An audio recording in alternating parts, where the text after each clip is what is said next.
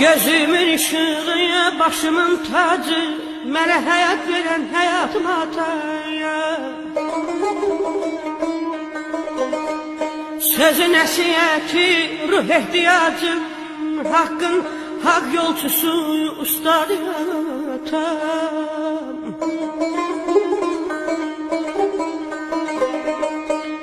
Zəhmətlə çalışıyam, üzü yağ olayam.